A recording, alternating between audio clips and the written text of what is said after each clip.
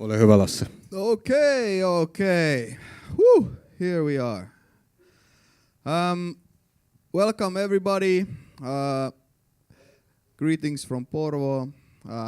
Here we are. Very exciting evening today. It's kind of the first for us in many regards. And it has been a technical nightmare, but yeah, here we are. And we managed to solve everything at the end.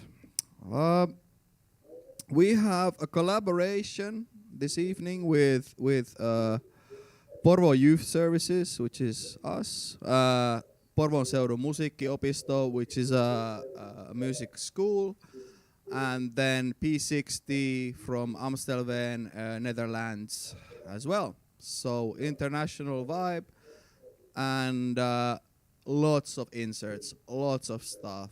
We're going to focus a little bit on music, but also on life after COVID, what's going on with the youth today, and stuff like that.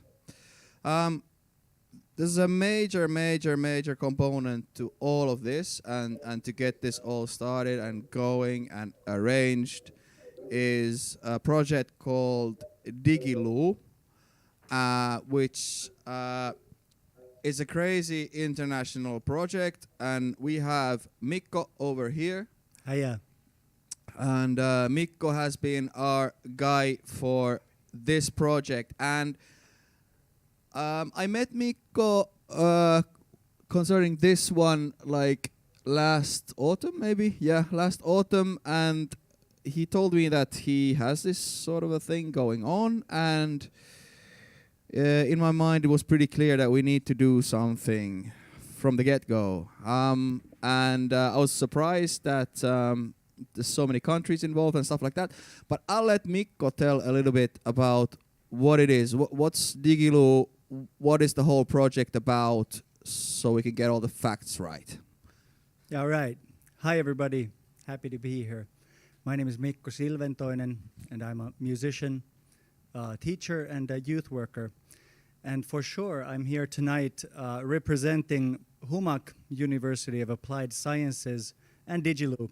And Digiloo is this European digital cultural youth work project combining the forces of the Netherlands, Estonia, and Finland, aiming to provide new platforms and new ways of doing international youth culture digitally.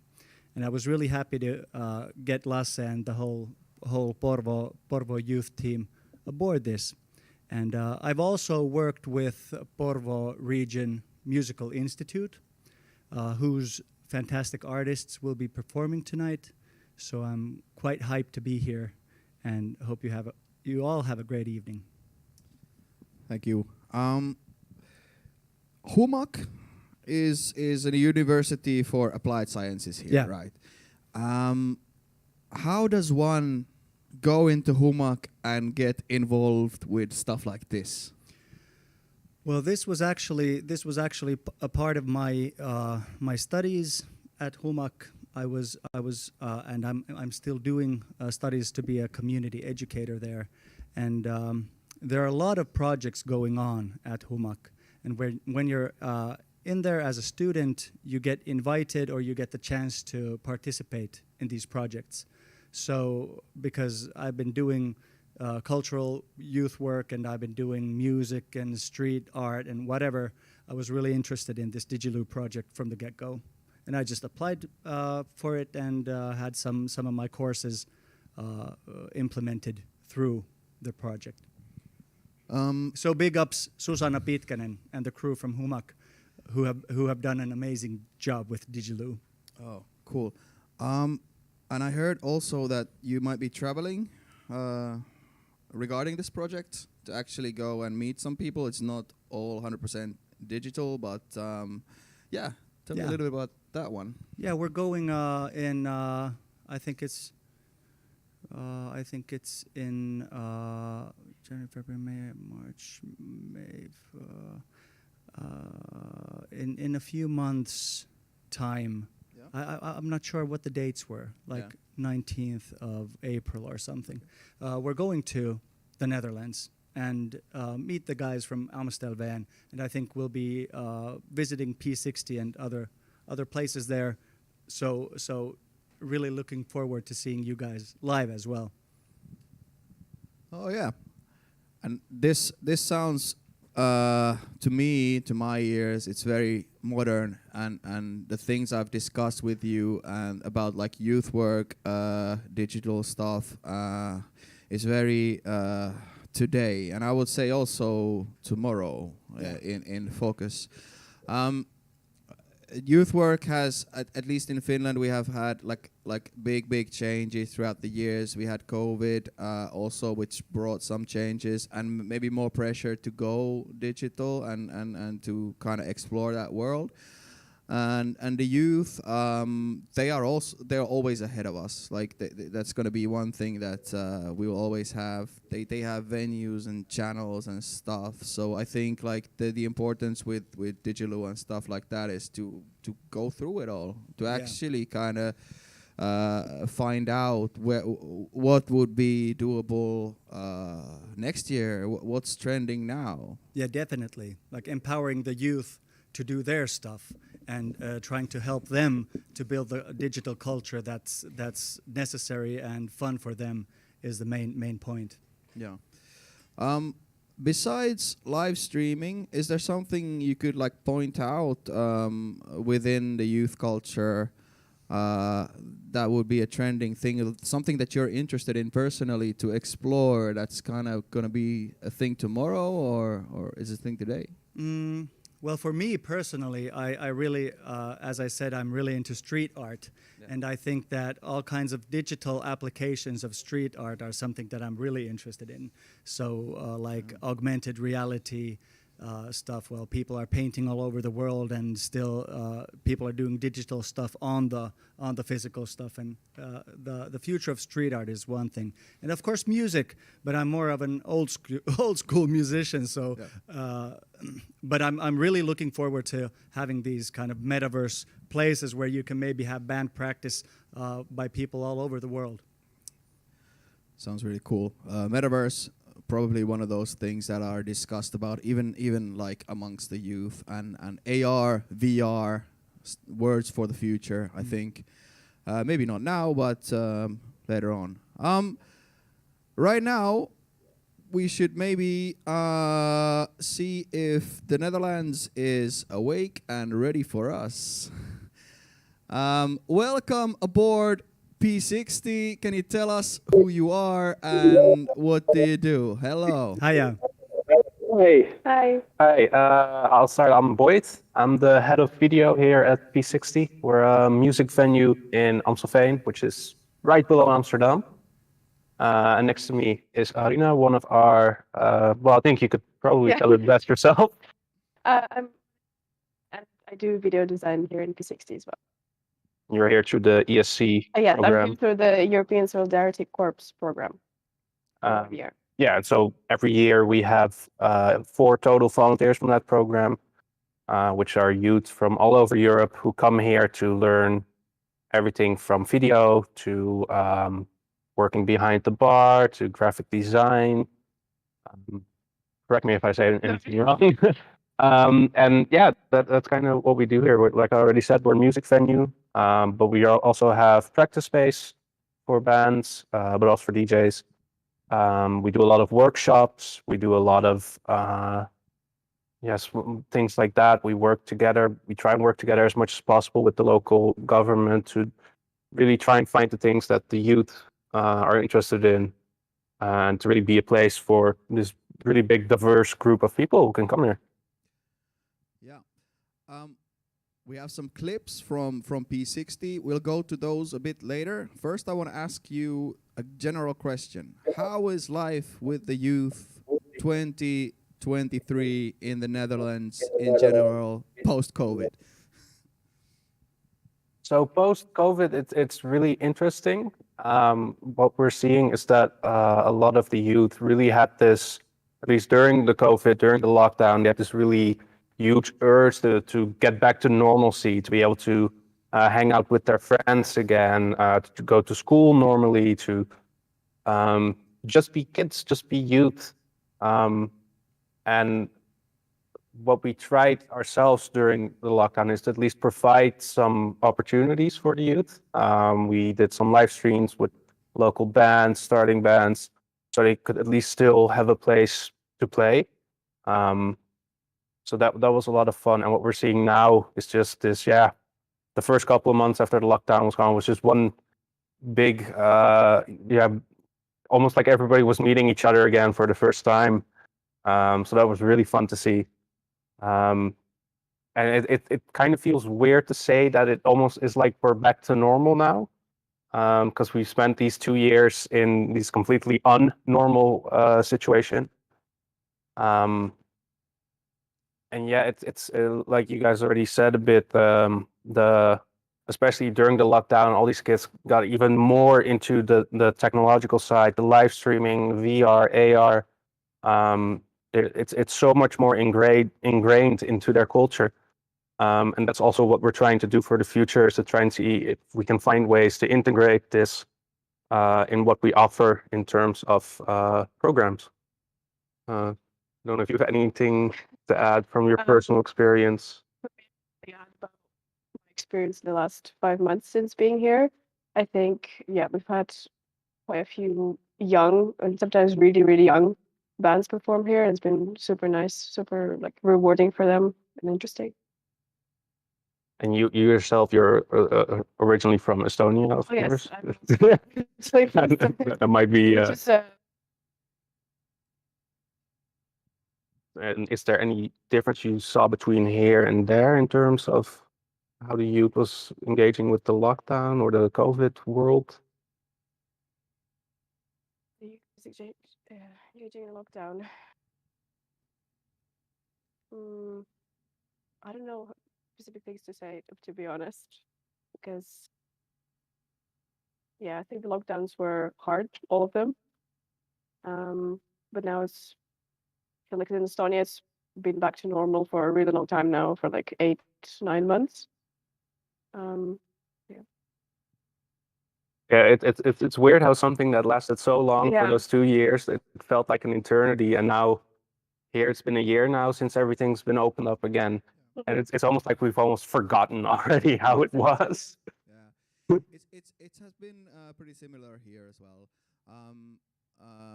The same things that you did were probably similar here as well. We went with live streams more, and we actually got like mandates to actually go into it. It was kind of the first time when we did it in such of a volume, and even though it's been like 8 or so months after COVID, I think we still have a lot of this stuff now that we've built, and probably building a little bit more upon it still. And it was actually kind of cool to get this sort of new tech along, and to get like the heads turned a little bit towards maybe internet streaming and all that stuff, and not forgetting the live shows. Of course, we have that as well these days, and it's major. But also trying to sort of figure out if there's something that some age groups sort of missed, because there's a big push for live shows at the moment, and you have these kids who maybe they were 18 when COVID hit, so they kind of missed like two important sort of first adult years there, and now they're kind of flocking all of the venues and stuff, and very eager to go to concerts. But at the same time, there's sort of this when I speak to venue owners and restaurant owners, that they sort of don't know how to act, or they kind of feel a bit awkward when they come, because they don't have that, like they kind of miss those years when you go out to party and to clubs and stuff like that. So we're kind of still seeing it a little bit here, like how the crowds react. We have like very excited people, but then I hear a lot from more private locations and stuff, that still sort of a behavioral sort of problem, that they kind of don't know what to do. I don't know if you've heard stuff like that concerning like concerts, or if it's just people eager to now celebrate and really get out there. Well, that is quite interesting, because here, from what I've seen myself and heard myself, it's mostly been like the real youth, like the young youth, like below 10 years old, and that's been really struggling with it. And I think that's mostly to do with the fact that everything like between, I want to say 14 to 18, they were being a bit naughty, I think is the best way to put it. And what you saw was this really, this huge rise in number of illegal parties, I almost want to call them, because of course you were not supposed to be together with so many people, but especially youth, being youth, they still wanted to meet with their friends, they still wanted to be together. For a lot of them, yeah, the live streaming, the virtual environments and everything were a replacement for that. But also for a lot of them, they had this real yearning to just be able to be in a physical space with each other. So I think that has kind of kept that a bit lower than expected, because we were afraid that something like that would happen. We also do a lot of parties for 12 to 18 years old. But yeah, it almost seems like they haven't missed a beat. They're still having the time of their lives the moment they come together, which is just great to see. So especially with the live streams and stuff, with the bands, the concerts, after a while, we like doing live streams for a year. The bands were actually asking us, like, please, can we stop doing live streams? We just want to do actual concerts. We want to have people in the crowd again. We want to be able to smile and laugh with everybody again. So I think that's what we're really noticing, is that instead of just this live stream or concert, is that the hybrid approach seems to work the best, to be able to give people both. Because yeah, for some people, they've realized, hey, I'd rather stay at home and then put on a live stream of a concert. But other people have realized that, no, I do not want to watch a concert as a live stream or whatever. I really want to go out there and meet my friends. So I think, yeah, I think that's really the vision that has been created over these past years. Yeah, sounds very familiar, and yeah, the hybrid approach is probably one that facilitates a lot of people's needs. Let's go and check out a little bit how P60 looks like. We have a few clips. We can show like one clip at a time and then get some comments a little bit about them. The first clip, I think we have a little bit about the facilities there. So we can put that on and check it out. If Mats is ready, we'll go and take a tour.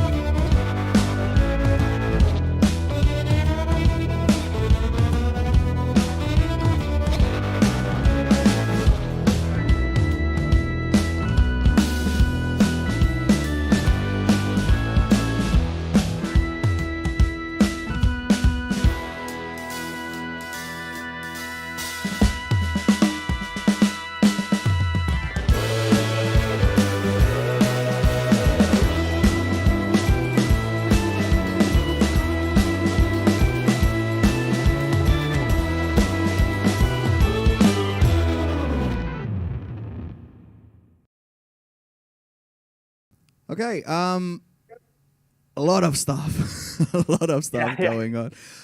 Can you kind of walk us around a bit? What kind of facilities does P60 have? Well, I'll start with where we are currently.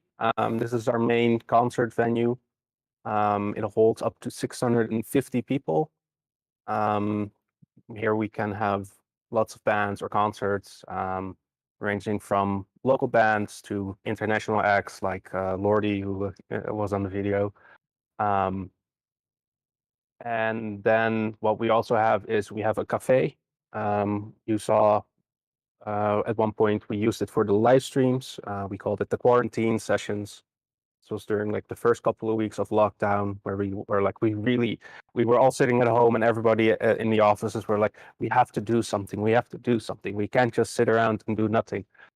So we turned our cafe into a almost like a production studio for live streams. And then we have, as you saw, the practice areas where local bands or local artists, musicians can come and practice. Like I said, we do a lot of different things. We do things from debates. We do workshops in the cafe. I think the only thing that's not in the video is our backstage, which is also used as a workshop area, where I think like every Wednesday and Tuesday we get kids who learn how to sing. So it's really all over the place. Like you can just about anything you can try and learn here, which is really fun. Sounds like a very large kind of sort of a media arts hub, sort of a central. Yeah, it's sometimes kind of hard to keep track of what's happening where. Sometimes you think like, oh, I'm going to go to this room and film something, or just sit down and work, and then it's already being used for something else. But it's also sometimes fun because you run into new people and you're like, oh, hey, what you're doing here. Yeah. Sounds Yeah. very cool. Let's check out. There's a second clip. I think it has a little bit more of the artists, and we can talk a little about what kind of genres and stuff do we see. Yeah. Tethered to your thoughts, we're so woven in. We're so woven into, we're so woven into, we're so woven into each other.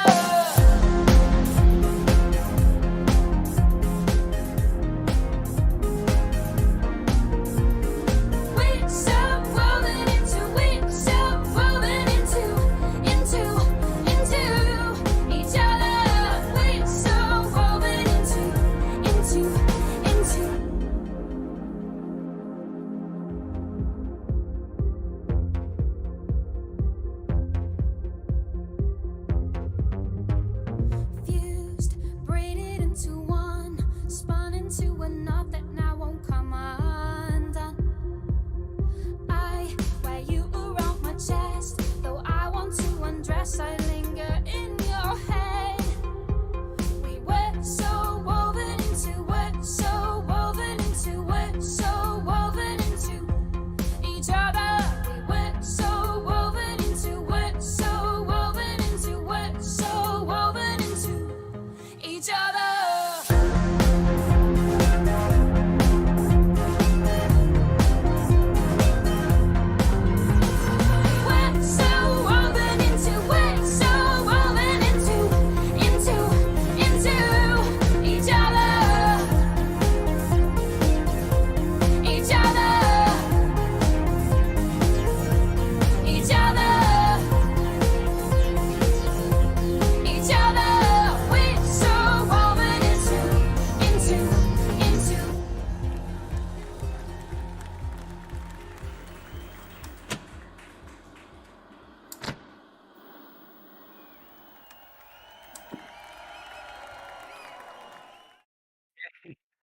Yeah, it looks so nice. I wish I was there now for a concert evening or stuff like that. Yeah, so that video was. Yeah. Oh yeah, so sorry. Yeah, about the video is our yearly recap. So that was not last year, but the year before. So you're which saying of that course was only 1 year's worth of that was stuff? 1 year Wow. of events. So that yeah, we worked really hard that year because it was we were closed, so we had to do all the quarantines things, and then we had social distancing. We could only sit a meter and a half apart from each other. So we had concerts where people had to sit at a table, and they were not allowed to sing along, which didn't always happen. Sometimes they, you can't really stop something like that from happening. But yeah, I think it also showcased how lucky we were that I think like 5 years ago, a decision was made, like we wanted to do a bit more with video. So there were some cameras already in the building. And that gave us the ability to, the moment the lockdown hit, to do those live streams, to get out there, to still be at least busy with what we love to do, which is entertain people, and help people on stage reach their audience. Yeah. What would you say could be like the top genres of arts? I would say music, but arts that are represented. What pulls in the crowds, at least among the youth? So with the youth, there are the two big things. I think they've been like that for almost 10 years now, and they've always been the hip hop and the dance music. And then the dance music, of course, throughout the years, it has changed what type of dance music. I think we've gone from the hardcore techno to the drum and bass, the dubstep, you name it. We've had just about anything to get the kids to come and dance. So those are the two big things that really get people in. And then, of course, sometimes we have the more diverse acts, the metal, the rock. Those tend to get a more diverse age group in the audience. But then you also see stuff like when we have cover bands of certain old rock and roll bands, then you have parents bringing along their kids who are all listening to the same music and connecting through that, which is just really cool to see. Lasse is a fantastic rapper, so you should definitely get him to P60 to perform. Yeah, or some younger guys. I don't know. With some younger guys. Yeah, maybe with some younger. It's about what you feel, right? It's not about the number. Yeah, and we also do have some young DJs here. Mats, our stream technical head of everything, is over here with his camera as well. Look at my setup.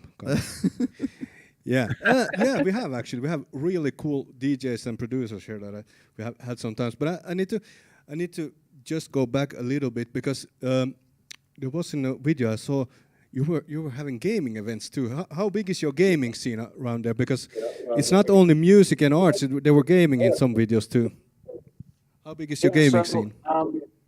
The gaming scene is something. It's always been a bit up and down. At one point, we had one of our ESC volunteers from France. He was a really high-ranking Super Smash Ultimate player. So from the day he came here, he was like, I need to organize a tournament. And through some contacts, we managed to get in touch with like the Dutch online league that had created itself during the lockdown. And we did an invitational, which was really cool. We had people from all over the country coming to participate and to watch the finals. And also, there is tonight in our cafe a Mario Kart tournament. And I think when it started out, we had, 4 or 5 people who signed up beforehand, and then some people who just walked in like, oh, this looks fun. But tonight we have, a full tournament of like 20 people or something who sign up, and they bring all their friends, and we have a big beamer. And I think last month we even had a Just Dance night, which was a giant success. Where everybody was like, oh, nobody's going to show up. And before the night was even over, everybody was dancing along to all the greatest hits. So that's really fun to see. I think for us, it's still something we can grow in, because it's not a traditional thing to do as a music venue. But of course, nowadays, especially the youth they are so into all the video games, the Fortnite, Rust, you name it, they play it. So I think that for us is the next big step to take as a music venue, is to really see how we can combine those two things. Of course, we had the Fortnite concerts had millions of viewers worldwide.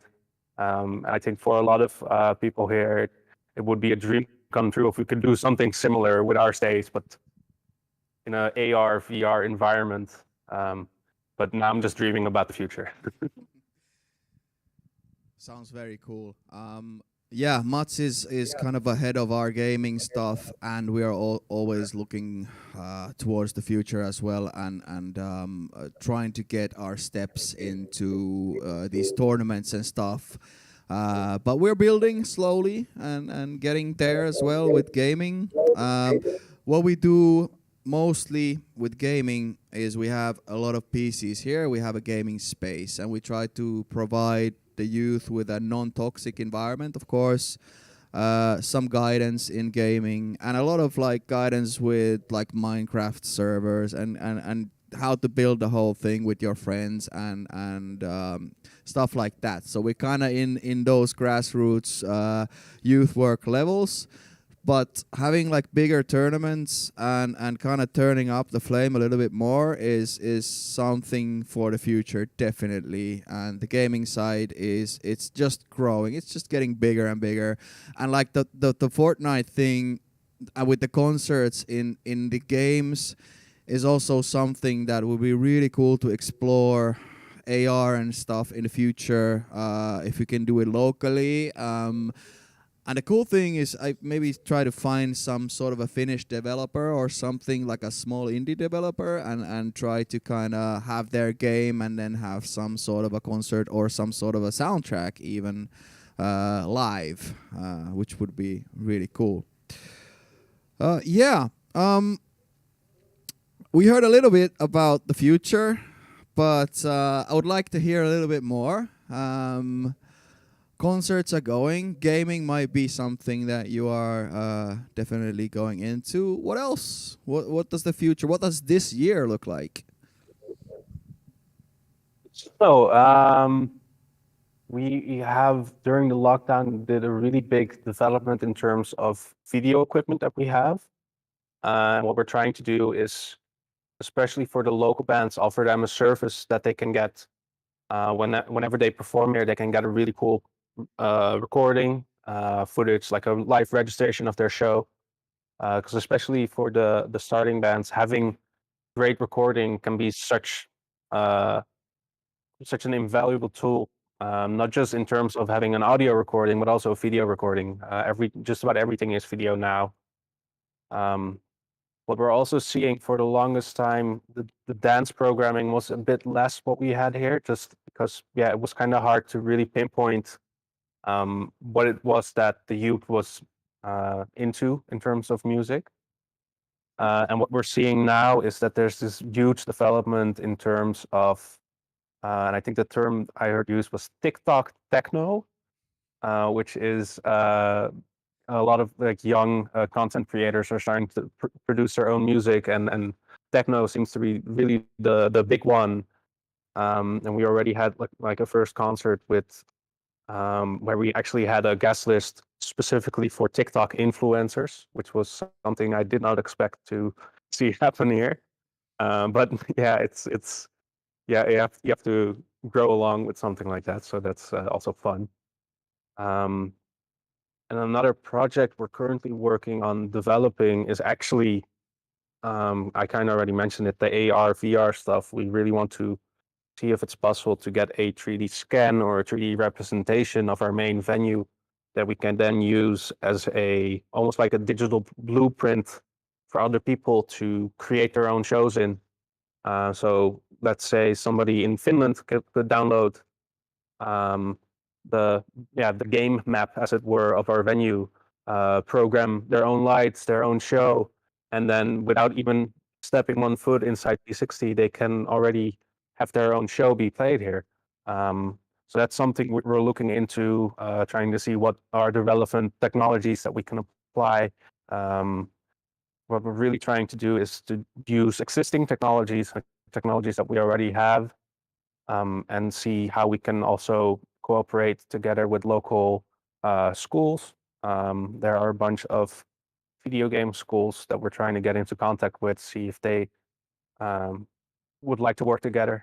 Because right now we are getting some positive feedback, but it's still in the startup phase. But it is something that I think, especially as a venue, digital spaces are becoming more and more involved and complicated. It used to be just a website with text. Now it's already a website with text, video, and like more interactive elements. And I think within 5 years, you'll see most websites get a 3D version or something like that, which is way more interactive. And I really would like for P60 and hopefully the knowledge that we can find is something we can share with you guys or with anybody everywhere, so we can help each other grow and really find our footing in this new exciting space. Yeah. Sounds amazing, Mikko. I mean, there's some things there that you probably caught, like the AR, VR side and the 3D modeling of a space. Have you in Humak? Have you been discussing these sort of spaces with your studies or within your studies? Well, discussions are hot, of course, but the technical side of it is difficult, and I think it's in the future. But you have to discuss the future. And this is exactly what I was talking about, how I'm excited about some of the virtual reality or augmented reality stuff regarding band practice or performing, and this kind of idea that up here from Amstelveen, up here in Porvoon, we could use the P60 venue in a 3D virtual environment and bring forth a gig there. It's just like fantastic, I think. Yeah. We have one more clip. We are going to talk a little bit about the tech side after that. Let's see what's going on.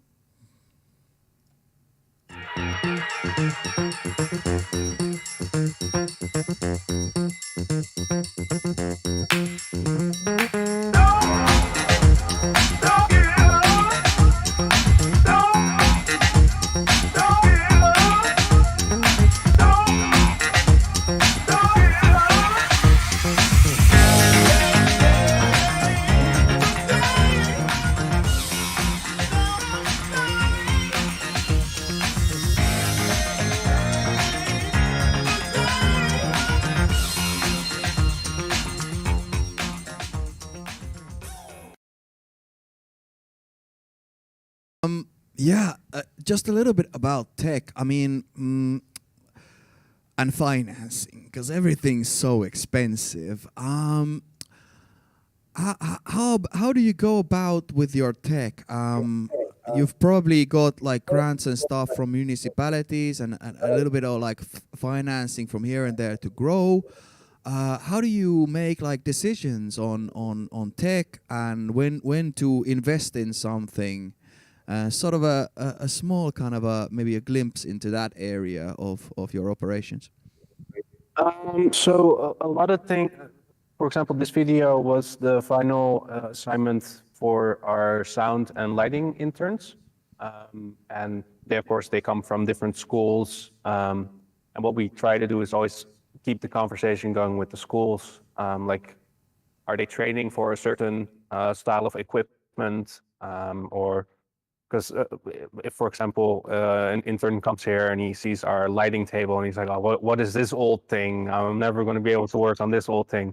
Then, that is a sign for us that, oh, maybe we should invest in something newer.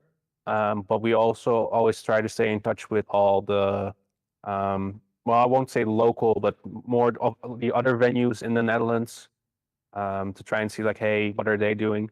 Of course, it's sometimes kind of hard, especially when you're really close to Amsterdam, where we have some of the craziest venues, the Paradiso and the Melkweg, which are these like, some would say like worldwide famous venues. So they always try to stay like really at the forefront of technology. Of course, for us, that's not possible. But it is fun to keep that conversation going, because sometimes they would walk in and be like, oh, you actually have some really nice stuff.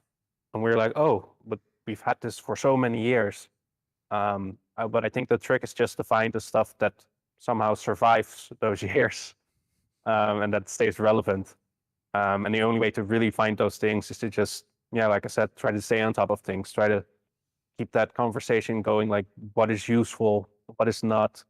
And I think the moment you discover, hey, this isn't useful anymore, what we try to do is we try and see if we can sell it and then use those funds either to save up for like a big investment or to find something that is relevant, that is useful.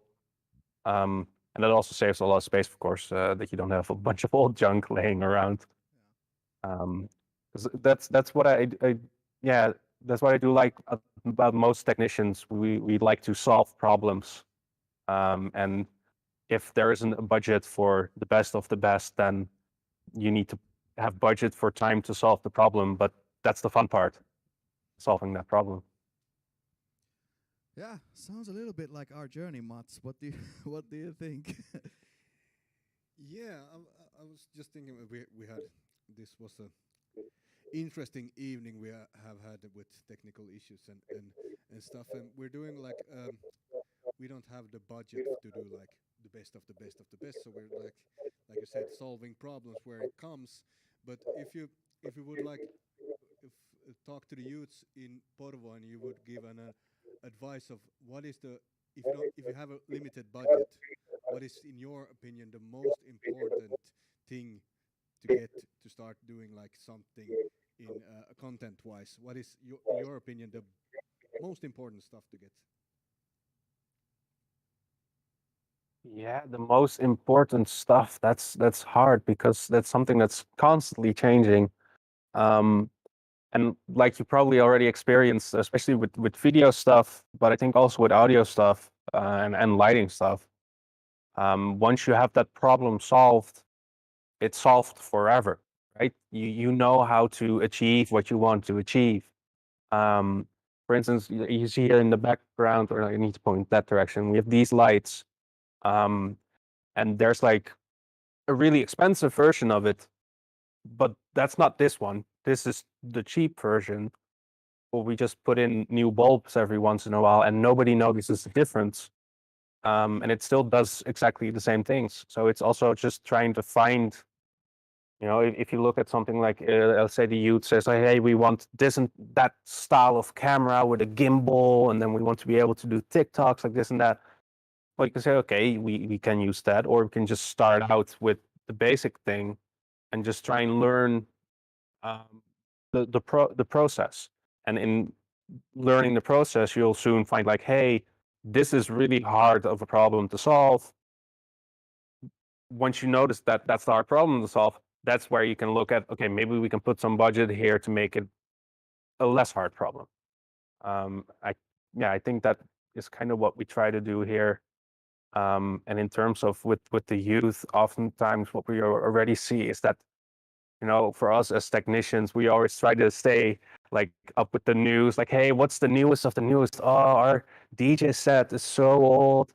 But then the youth comes in and they just see the DJ set and they don't care that it's old. They just see the DJ set and they're like, oh, that's so cool. I can DJ with this.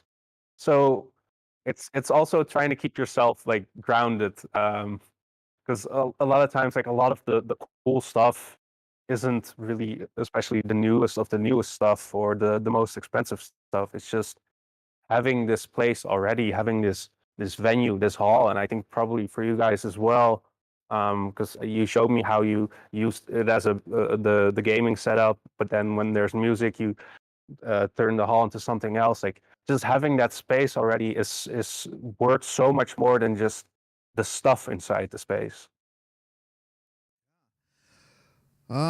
Yeah, we start slow and then we get crazy and then we get problems and then we solve them, and that's the kind of I think for at least me and Mats, maybe that's the whole kind of artist's view of the whole thing. Like we want to do these things, and then there's a youth and they have their ideas, and then we can see what we can provide to them. But we need to be a little bit crazy to go and to have that courage to just take the next step. And even if we know there are problems along the way, we kind of get used to it and things have a tendency to solve themselves at some point with some ways. I think we've never kind of missed a concert or anything's been like majorly messed up. So there's always been some sort of steps or some sort of equipment that has then kind of solved the thing or whatever. But now with all this tech and all of the kind of the future things that we're talking about, we must also be very in touch with these things, because to answer that question regarding, let's say, AR or VR is still something that we need to learn ourselves and kind of dive into head first. So we hope that at some point we have like a smaller version of something that we dream about in the future. Before we head on to a few of our own clips, I would give you an opportunity as the last kind of things in this phone call to ask us any questions. You can ask us anything. We can get a young musician here, of course, if needed, to also answer. But it can be anything about Finnish youth work, Finnish music scenes, trends, anything that's on your mind. Now's the time to ask. So the main thing I've been wondering is, of course, I don't know the exact geography of Finland. I wasn't the best in school in that subject, I must admit. But here in the Netherlands, everything is so close by. There's so many people living in such a small area. So that's the main thing I'm wondering. Like, are you really aimed at just locals? And with locals, I mean people in the same city or town, or are you casting a wider net? Are you trying to get people from more around in terms of the trends you're trying to chase? Yeah, it's a good one. Yeah, mostly local, I would say. Youth work in general, youth houses, youth centers are providing services for local youth, and that's why a lot of the focus goes to local bands and local rap artists and stuff like that. And we also want to get local arts evolved, and also get youth to actually do some tech for us, streaming, lights, camera work, and we try to aim it to the local youth. But then again, we have these streams, we have all of this stuff that's going onto the internet, and we do have our networks. We have our local networks, we have Finnish youth work networks, and we try to get the word out. We try to get other towns to watch our shows, and at least like the neighboring cities who know where we are and kind of who we are, at least somewhat. But yeah, for us as like a 50,000 people municipality, it's somewhat still like very local. But like we see a lot of opportunities like this one to actually go international. And the internet is probably like the key thing there in between. Even though if we want to just like the Helsinki people to see our shows, or Oulu, way up north, or Lapland, they can join in and still enjoy, even though the language is of course going to be mostly in Finnish regarding like international stuff. But yeah, mostly local, but trying to get the local guys out there. And we had a yearly punk stream that we do, like a punk event, mini festival, 4 or so bands, and they have international musicians. So what happened was that the link got spread out to all sorts of forums over the internet, and then we had people around the world. We had comments in Spanish and stuff. So those are like those little moments that are really cool, that you can see that music is the thing that kind of connects the people, and especially in these kind of more maybe niche genres and stuff like that, it's more of a tight knit, like globally, the whole thing. And then people really support the grassroots stuff, and yeah, you have to believe in it yourself as well. Sometimes it sounds a bit crazy. Who would tune in from Spain to watch our stuff? But it happens if the right things and the right elements are there. And yeah, so that's basically that in a nutshell. Next question, please. I'll just say Okay, that. okay. I'll just say that I think that there's a lot to be done there. In any Yeah, case, yeah. that Finnish people are some kind of like solitude-ridden people. So there are a lot of possibilities untapped in reaching a wider audience, as well as local and international. Yeah. I was wondering because what we here try to do, we have concerts that are especially for, and concerts more like a dance evening for youth, for 12 to 18, because there's a hard limit on drinking here in the Netherlands. Everything below 18, no alcohol. So what we try to do is give them a space where they can safely go out, so the parents can also be reassured that their kids won't be out at a party where there's alcohol or anything they're not allowed. And what we try to do with this is also familiarize them with our venue, so that maybe in the future, when they're older, they'll be like, hey, I'll go to P60 because I went there when I was younger. What do you guys try to do to really, to capture, I almost want to say capture the youth and try to, keep them for longer? Because what, youth is all over the place. One moment they'll like one thing, and then half a year later they'll be like, no, I hate it. Yeah, it's true.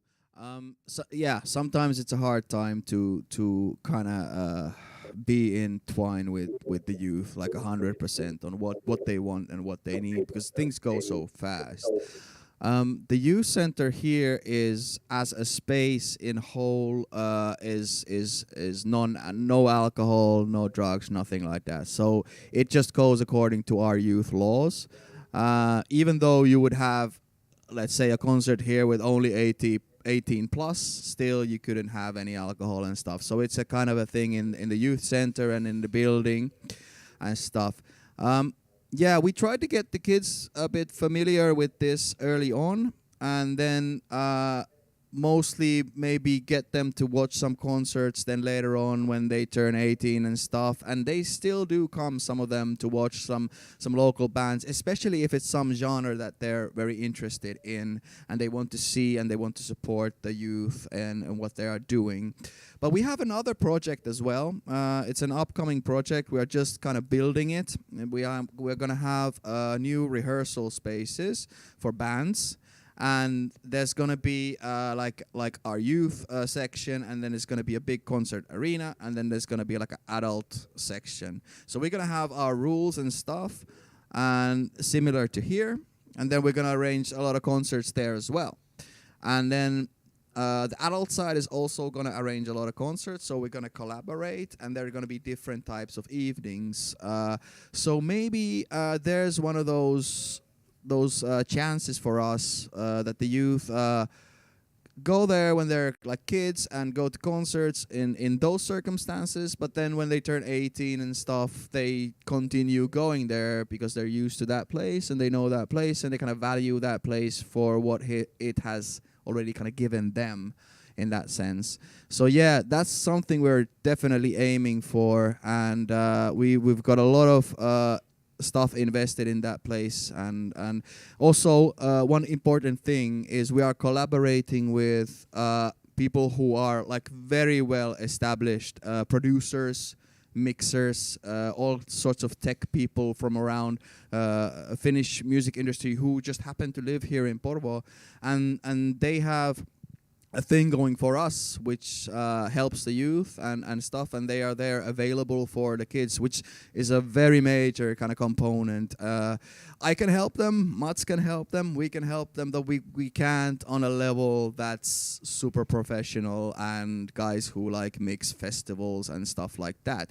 So we do hope that the youth then appreciates what they hear from those guys and really takes them as lessons for their own future then.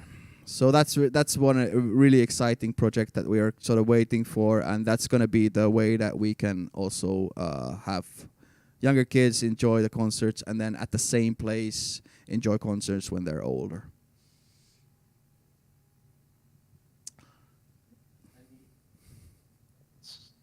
No. I think I have one final question. Yeah. It might be a bit of a deep one. But what I was wondering is, because at least here where we have our workshops for kids, oftentimes they're paid workshops. And what I was wondering is there something specifically you do to try and, because of course, especially when you're young, in my experience at least, there's always been this big divide between like, oh, you don't have the cool, expensive clothes, you don't do the cool, expensive stuff. Is there something specifically you do to try and help the youth with that, or is yeah? Yeah, definitely. We try to keep most of like the stuff that we do free, like completely free. All of our concerts are free, and then just coming to the youth center, and that's always free. We do workshops here and there, and we use sort of resources that we have. It's us who pays for like professionals to come to lecture every now and then, if that's something that the youth want, and we will invest in that also. I have a group of rappers, and we just do sessions and rap around, and all of that is kind of included in the experience. And one of the main focuses in Finnish youth work as well is to provide things regardless of your income level. So we always have to think that in mind when we do things, and it's not a lot like for-profit stuff that we do. We do sort of we do sort of give those chances. Like if some band wanted to do a concert here and then charge for it and then like handle that as their experience, that would be fine for us as well, because the money would be going to them and they would actually see how many people would pay and stuff like that. But yeah, the rehearsal space that I have here is also completely free, and we just maintain everything together and kind of learn as well, and from cable management to instruments and stuff like that, to really take care of your stuff, because the less you have money to spend and stuff, the more important it is to actually utilize the things that you have like well. What else? Mats, yeah, we do like camps and stuff, and we try to keep everything very low cost. We compensate a lot of the costs, like frisbee golf camp. We pay for the buses and everything, so it's not a lot for them. And then regarding the new place that we are building, we are going to compensate a lot of the actual rent price. They will be paying monthly rent, but it's be a really small sum for them, so we don't leave a lot of people out. So we want it to cost like less than a monthly fee for like a football club, let's say. But Mats, you probably have something in this. I probably left something out. Our gaming stuff, maybe, yeah. It's a good question, and we always had like this philosophy that we want to be the place where you can start everything. You don't have to be a pro. We're like the lowest, the first tries we want to try something out, then we want to be that place. We want to be the thing that you don't have to be a pro, you just have to want to do something, then we can do it. Even if you have never touched a computer or bass or anything, we want to be the place where you take the first steps, and when you're good enough or like becoming better, then we can support you to go to the pro places, and we have the contacts to push you further in your, but we always strive to be the first place to come, that anybody who's ever thought that they want to do something cool but never touched it, we're the place where you can come. That is our philosophy, that we're the first step in everybody's journey to like all the stuff. Is it arts, or is it gaming, or esports, or DJing, or streaming, or anything? We want to be the first easiest step to take in your journey. That's a nutshell. I think that's beautiful. Yeah, that's cool to be able to provide that for not just the community, for the youth, because like I mentioned earlier, with it, like the free registrations for local bands and stuff, and you just notice when, especially when they're just starting out, when it can be hard to find your audience and place to perform, being able to like getting such a chance to get something that might be locked away behind not being professional enough or not having enough money to make it. Like the moment you give somebody the chance to do that, yeah, the feedback you get, the happy faces you get, it's so great. It makes it worth doing the job. Yeah. I think there are a lot of bands whose fame rests on the same roots as Lasse was talking. They were doing tours around youth centers and playing in places with free entry and gaining their experience there. So I think it's an essential part of the whole. Yeah, well, we thank you for all of this. Been a great conversation. You have an amazing place, and hopefully we'll discuss things again in the future. And he will be coming over. Yeah, so at least I'm really looking forward to it. Yeah. To sing the place live. It's Yeah, definitely. No, it was so nice to be able to have this conversation with you and to see what it's like. Yeah, I don't want to say halfway across the world, but it's such a long distance, but we're still all striving for almost the same thing, just to help people and to make something cool. Yeah, definitely. I think that's great. thank you very much once again, and we'll leave you with a clip from one of our larger productions from last January. We did a funeral concert to our old band rehearsal place, which was very special to the youth. And we'll show you 2 songs from a local band, and yeah, enjoy. Cheers. Cheers. Seuraavaksi, koska nyt on hautajaiset, niin meillä on täällä moderni rocki blues-touchilla jo vähän pidempään pystyssä ollut ja erittäin kova ja ehkä semmonen yksi valmiimpia kokoonpanoja koko treeniksellä, mitä on ollut vuosien varrella. Funeral Parade!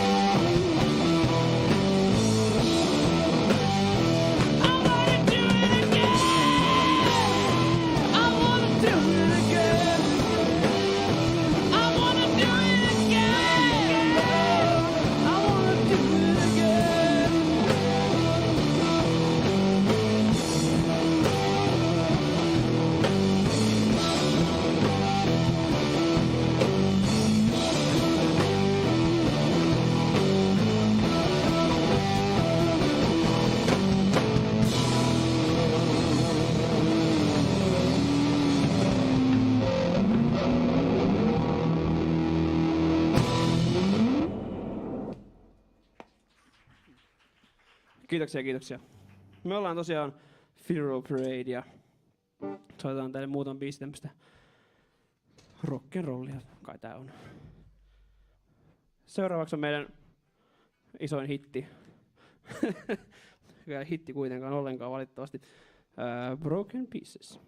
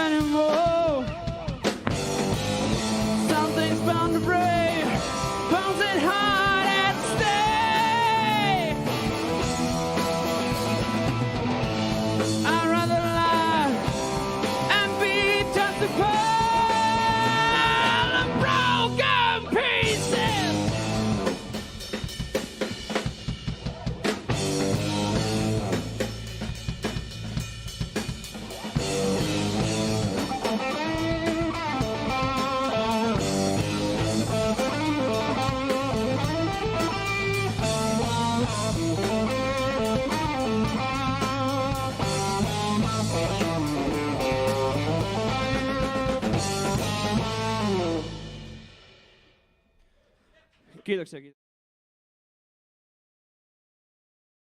A wonderful funeral parade from Riplintsi concert, memorial concert for the old youth rehearsal places, legendary ones. We are building new ones now, but that was an end of an era, definitely. Okay, so next we get into our music stuff for this evening. We are collaborating with Porvoonseudun Musiikkiopisto, which translates to Porvoo Area Music Academy. Some facts for you first, before we get into interviews and the music. The academy was established in 1964. They have about 4,500 students, which is a lot. 130 teachers and 65,000 lessons per year, which is a crazy amount. The thing that's very unique about this is that this sort of a academy is very rare in the world. I guess very unique in Europe, and it's because they incorporate pop, jazz, and all that stuff with the classical training. So even those genres are valued similarly, and you have a lot of stuff going on. They have 8 locations, so they kind of spread around. Porvoo, we are the largest place here, circa 50,000 people, and then smaller municipalities in our area also participate in this, and you can have actual lessons also there, so you don't have to travel to Porvoo for your lessons, which is also really cool. And they have stuff from like babies to like grandpa level stuff. I heard about a 72-year-old bass player who's taking lessons, which was awesome. And you have like these really small kids, and of course you teach them according to the level that they can participate in. One of the cool things I heard also was a group for pregnant moms, which is also pretty cool. Definitely a niche that's very welcome, I would say. And then they do like individual training and then group training. So learning your instrument, learning your style, and also learning how to be in a group if that's something you want to learn. So very, very versatile school with lots of history. And at some point in some of the band stuff, there was this guy called Ville Valo, who then later on became very famous with his band. And he played, I think, bass and guitar back then. I'm probably getting a nod somewhere from some guys who worked there, but yeah, very different back then. And that's one thing that I want to mention. Like, people study music, they play a lot of music, they play different styles, and they evolve. And for example, Ville back then might have been a bit different than when he was very established with him. But there was a flame inside and something of a charisma, I think, that kind of did shine through from the very, very beginning. Enthusiasm, a very important part of your music hobby. But yeah, I have 3 nice people here. We have Pietari over here, Werneri next to me, and then we have Mila. And you are students in Porvoonseudun Musiikkiopisto. Let's go through a quick, how old are you and what do you play? We'll start with Mila. So I'm 18, gonna turn 19 this year, and I've played piano for 11 years, I think. 11 years, that's a lot. So you started when you were like 7? Yeah. Yeah. Okay.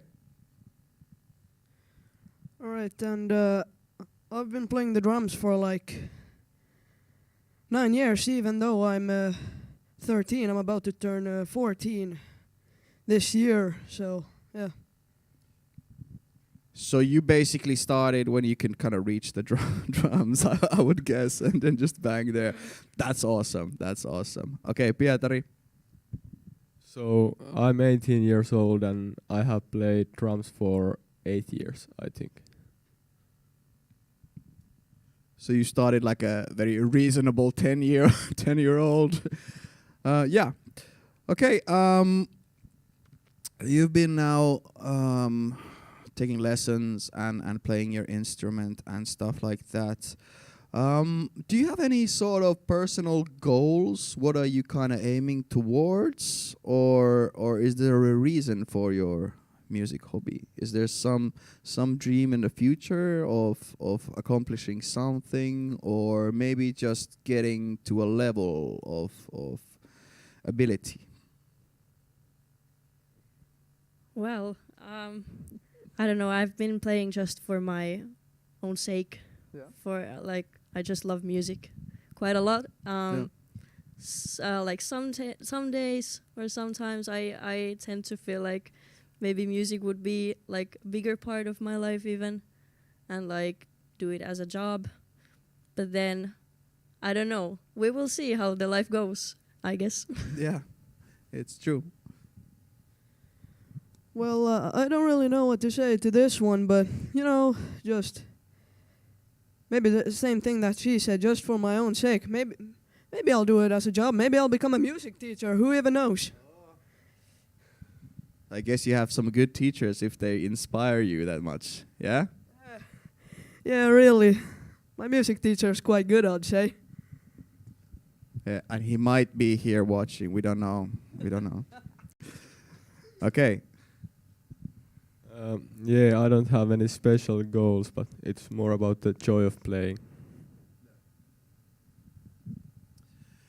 Yeah. Yeah, I guess there's somewhat similar answers. I mean, music is a force. Music is power, emotion, and it's something very deep in us. Like I would say, I don't know if I'm correct, but I read from somewhere that people learned rhythms and music things before we learn to actually talk with each other. So it's very sort of a primal thing. So for me, I mean, it sounds very natural to just want to dive into it, basically. Just don't have any sort of, I want to be over there or on that stage or this stage. It's just pure enjoyment.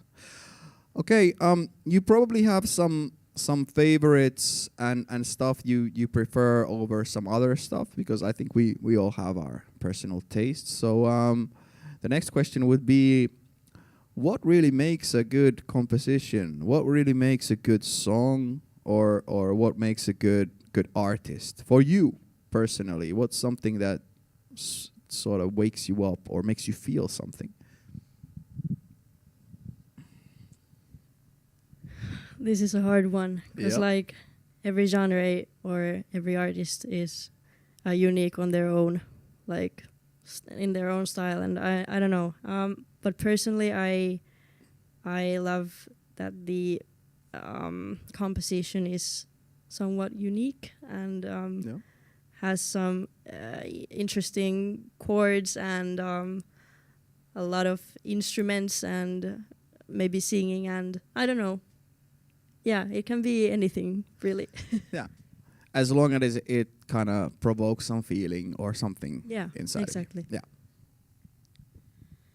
Yeah, as a drummer who personally likes like hard rock music, so if there's only like one groove that you play, I honestly think it gets quite repetitive and boring, so to speak. So that's all what I have to say, basically. Variation. So Mike Portnoy, maybe what's the guy from Tool, stuff like that. People who progress and give you lots of small details here and there and stuff like that. Yeah, I can see that. I enjoy that personally as well. Yeah, that's a hard question, but maybe I think that the music can be also simple, and it doesn't have to be like complicated or lot of variety in the music. But as long as it wakes some feelings in me, it's great, I think. Yeah. The next question would be about a little bit about playing live. You're going to be playing live today. All of you are going to be performing something today. How does it feel if you compare, like, and which one of these things interests you more in general? Playing live versus making something in a studio or making a recording of something. Is there a preference, or is there a different sort of feeling that goes into those two, or is it all the same and just playing music? Yeah, how would you compare these, or do you have different feelings on studio work and live work? I haven't actually been in studios that much, so I would say that's even more like stressful for me because it's not like so. I'm not used to it, but live, of course, that is stressful as well because you have a lot of audience there. But I like it. I like it a lot. So I will say live. Okay. Yeah, reasonable. I mean, something new, always a bit more exciting, and there's new stuff to experience. Yep. It's quite hard to choose because I prefer listening to live recordings than studio recordings. So I don't have much of a difference. But like studio work, you can always like jam out something without being like, oh no, are we like looking dumb in front of like 10,000 people? I don't know. Yeah, at least there's that. You don't have the live element, and you can probably rehearse and fail a bit more, and not have to be embarrassed about it in front of 10,000 people. Yeah. I personally prefer playing live because if you're in a studio, you can like play the thing over and over until it gets perfect. But live, you have only the one time you play it, and that's more exciting, I think. And it has more feeling to it when there's a crowd watching you play. Yeah, that sounds very reasonable. I guess like we've had this trend about music production getting easier and simple, and then everybody has a home studio, and you can do takes and takes and takes and layers and layers and layers and make it perfect and stuff like that. But I think now the live element always will be there as a strong one, and as a display of pure talent as well.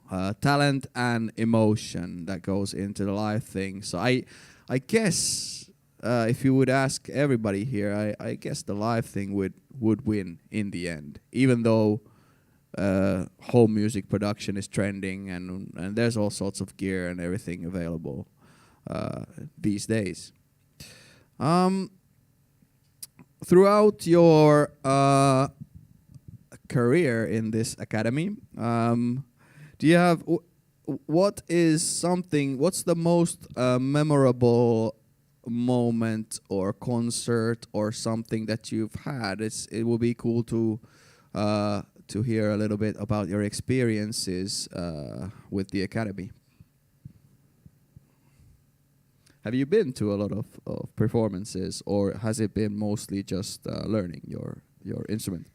Yeah, I have. Before piano, I took some violin lessons on the classical side and went to a choir, and we went to Prague with the choir, and what else? Well, then with the piano, I've had some concerts, just like here in Porvoo, and they've been quite nice. Yeah. That's a lot of already a lot of stuff. Going to Prague, how old were you with the group back then? I think I was 9 years old. Okay, wow. So that was probably exciting. Yeah. Yeah. It was. Okay, yeah. Well, it was maybe when I got into my first band in this place. I remember like it was like, oh yeah, now I'm with a band. Now I can like actually perform, or actually start performing songs later and start writing songs. I don't know why writing songs came to my head there when I first met the guys, but it was a really cool moment when I met my new friends. Yeah, new beginnings. That's so exciting. It's really cool that you brought that up, because those are the defining moments. Like once you get together and you have the right people around you, and you get that feeling that there's something here. There's a spark here, or there's a diamond in the rough here, and it's a very powerful feeling, because it makes you actually more creative, like you said, like you instantly start thinking about writing songs because the situation feels so good, and the place, the people are nice. You trust everybody's skills, and maybe the chemistry is already there. And chemistry is one of the things in bands you kind of instantly you see it, like yeah, these are the guys, and this is gonna be it. Yeah, I guess, like, I'm just guessing, but I'm guessing a lot of musicians remember their first kind of band, and when you get that feeling, oh, this is gonna be it.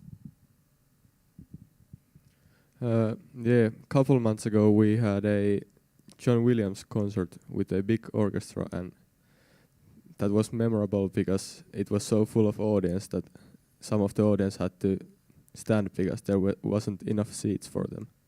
That was great. So doing John Williams compositions as a group, that sounds epic. Epic would be probably the right word, at least to my knowledge on John Williams. I'll let you go your own way and get prepared right now. Thank you, everybody. Thank you.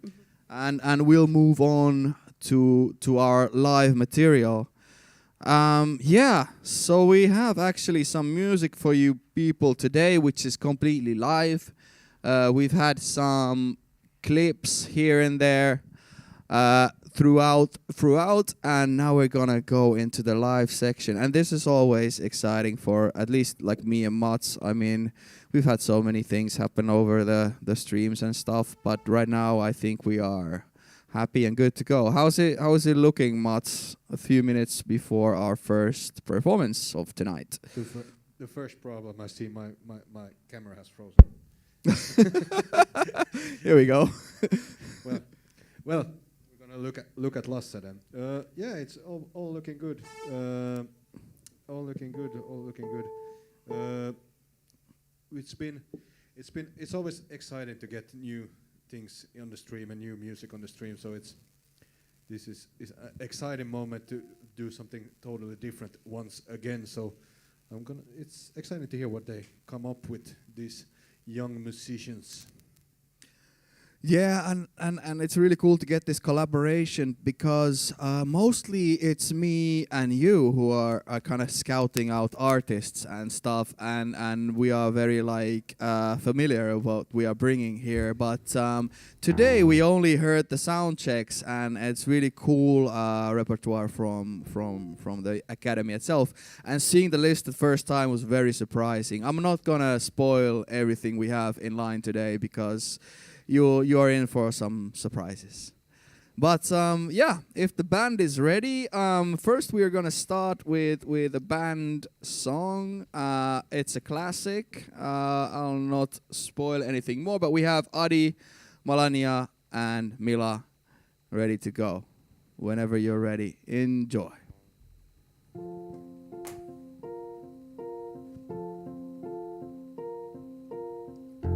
Close your eyes, give me your hand, darling. Do you feel my heart beating? Do you understand? Do you feel the same? Am I only dreaming? Is this burning an eternal flame? I believe we're meant to be, darling. I watch you when you are sleeping. You belong with me. Do you feel the same? Am I only dreaming?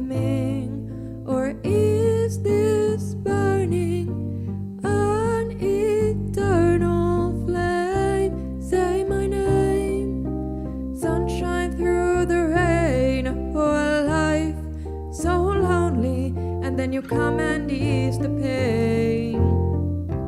I don't want to lose this feeling. Oh,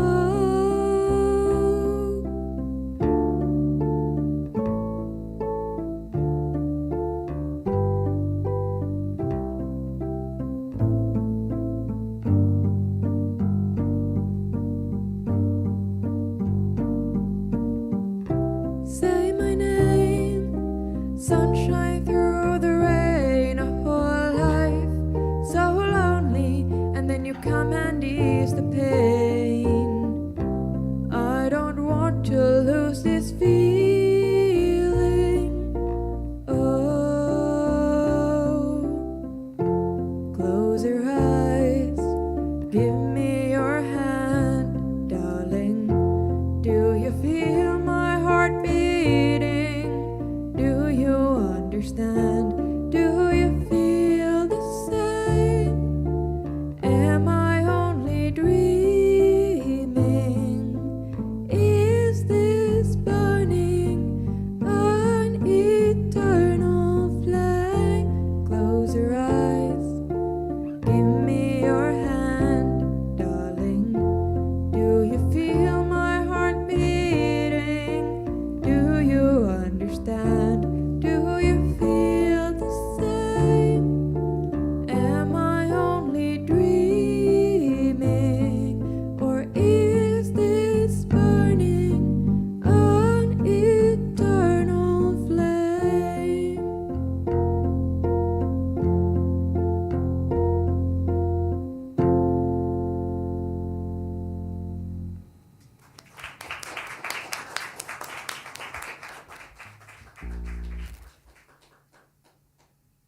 Thank you very much. That's a classic. Eternal Flame, I think originally by the Bangles. Yeah, the Bangles.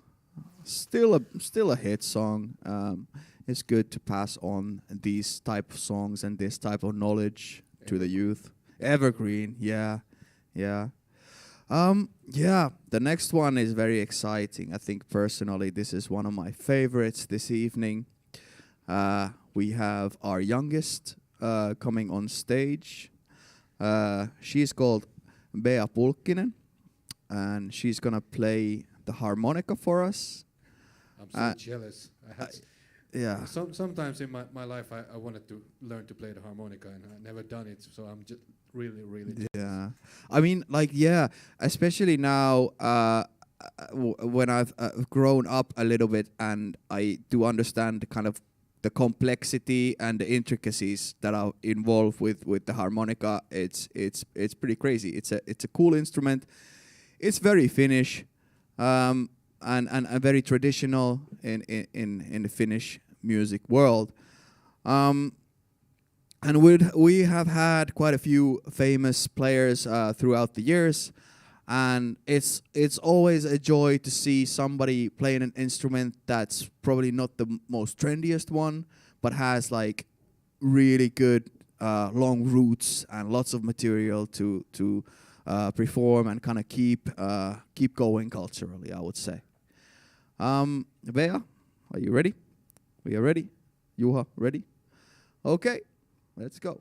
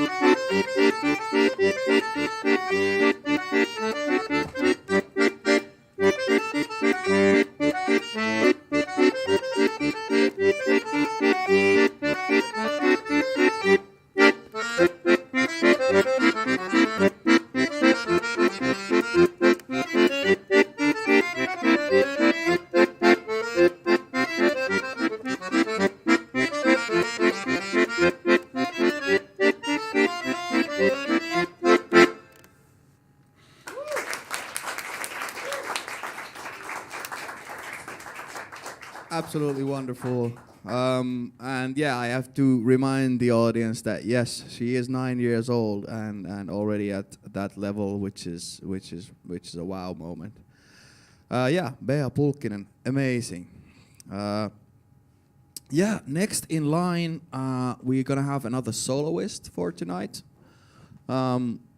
playing bass and playing a classic bass track by Jaco Pastorius, and probably a lot of people who know bass know this track, and yeah, very intricate, lots of things going on, and also utilizing the bass in a way that people are probably not used to, at least people who listen to pop music and stuff like that, where you're used to the bass being the lower tones and the lower tones only. But the way Pastorius played and the way that it's displayed here is pretty cool. A very nice introduction on what the bass is actually capable of as an instrument.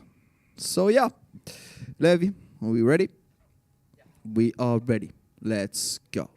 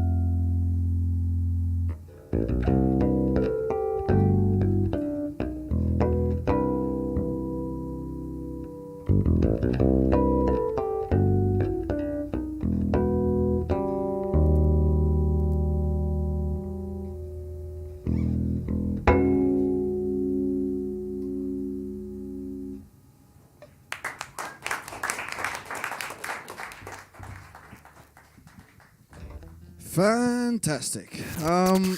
Yeah, I cannot get enough of the style that Mr. Pastorius has played, and Levi did a really good tribute to him. Yeah, people, play bass. I mean, seriously, play bass. I'm talking from experience. I've been managing a music spot for the youth for many years now, and there's always a lack of bass players. And why should you learn bass and not be the lead singer or the lead guitarist? This is my thing. With bass, you always have a partner, because the bass and the drums are very much together always, and it's really important to have the bass grooving with the drums well. So you always have a partner. You're never gonna be left alone. You're always gonna be a duo, and the other musicians they can come and do their stuff. But the groove, the spine of the whole thing is within your fingertips. What do you think about bass, Mats? Yeah, I was just about to say that I've been lately like really feeling bands and starting to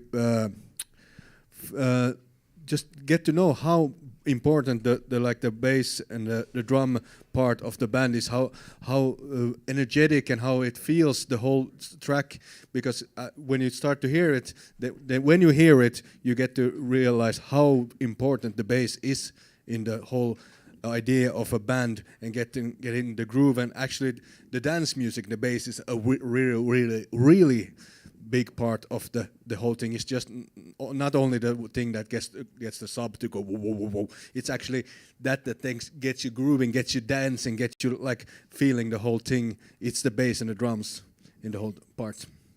Yeah. So if you want to get into a band and be a very valuable member, and you would want people to actually reach out for you, to join their bands and plead to join their bands, pick up bass, because there's not enough of bass players around. Yeah, speaking about bass and drums and bass and and the symbiosis, now we have the other thing, which is the drums, and we have a lot of them.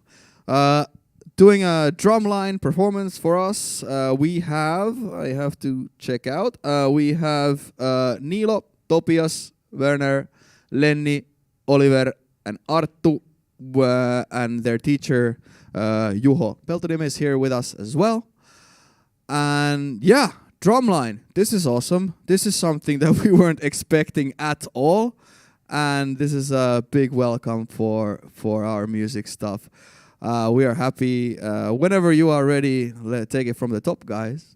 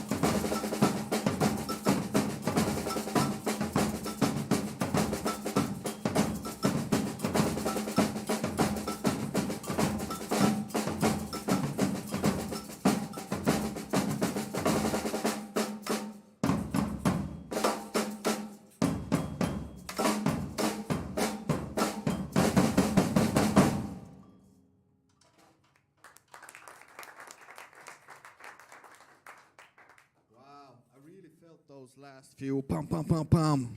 Really, really good stuff. Yeah, thank you guys. Yeah, I mean, we are kind of running out of time here and kind of in the end of our show. And we still have some stuff left for you guys. But probably a few words here in order to talk about this evening and talk a little bit about the future as well. Our next stream is gonna be in March. We're gonna have some Finnish hip hop. So if any of our international viewers is interested in trying to figure out what they're saying or just enjoy the vibe or the beats and stuff like that, welcome to join. We have a local artist called Jesse Kaukinen who is coming over. He just released an EP. He's 18 years old, and it's gonna be nice. What else? Do we have any other streams coming? We have a punk stream coming in also in May. But yeah, this one is the next one is on the 3rd of March. It's a Friday also. How about the boiler room stuff? Oh yeah, the boiler room stuff. But yeah, we are going to arrange a different type of music evening for our younger kids as well. And they get to enjoy DJ stuff very close up, live, and as close up as possible so they can see what the DJ actually does. And that's going to be on the 13th of April. Yeah. And I want to remind all the kids and the local kids and all the youths in the local that the streams and stuff that we are doing, we want to have youths doing this stuff. Yeah. So if you're interested in streaming, you should contact us. We're willing to help, and we're willing to help with all the camera stuff, and we want you to maybe stream with us and do the streams with us. So youths are interested in streams, they should contact us because we want kids to be streaming. Yeah. Besides musicians, artists, rappers, anybody who is interested in any sort of tech regarding streaming, if it's lights or if it's cameras or anything, we are very interested in getting you aboard and come to join to make these evenings even better and fresh, I think, because we are getting older. Yeah, by the day. And we have done this so many times that people are getting used to the things how we do it, but we want fresh eyes and fresh starts, and it's always with new people. There are always gets a lot of ideas and just, hey, can we do it like this? And yeah, and it's always cool to work with a lot of people. Yeah, I think we are at the point of the evening where I need to thank a lot of people because this project has been a collaboration. First of all, I have to thank Mikko Silventoinen again from Humak, who is sort of the guy who introduced us to P60 and the guys in Netherlands. Of course, I thank the Netherlands, P60. Thank you very much for joining, and thank you for showing your place and talking about it. It looked really awesome. Maybe we get a chance to visit someday, and you'll see at least Mikko later on during the year. I want to thank Porvoonseudun Musiikkiopisto for a really nice collaboration as well. And thank you for bringing all the talent, especially Unski. Thank you for all for your funny stuff and also your incredible talent and wisdom in teaching and organizing also these things. It's not something that's forgiven. Thank you also to our awesome musicians. Really cool stuff today, and everybody's been really special, at least for us and me, and it's something new for us as well. So I kind of enjoy that you managed to surprise us, even we've been doing this sort of things for years, in what kind of things you like to play and what choices of songs you have and styles you have. It's really cool to see the variety. Thank you, Juha, our sound tech. And thank you for your input here, and everything's been cool that wise as well. Thank you, Mats, our guy behind all the streaming stuff. What else? Thank you, Porvo Youth Services, of course, for putting all of this together financially and letting us use this space, of course. And thank you, Lasse, for all the work you do for the youths and all the music in the area. You're a big part of the music scene in this, and especially the youth music scene. So it's cool to have you with us. Thank you. It's my pleasure coordinating these things. Mr. Director is pretty much done here, so I would love to leave the stage to our musicians for a final song before we turn off our live stream. So whenever you're ready.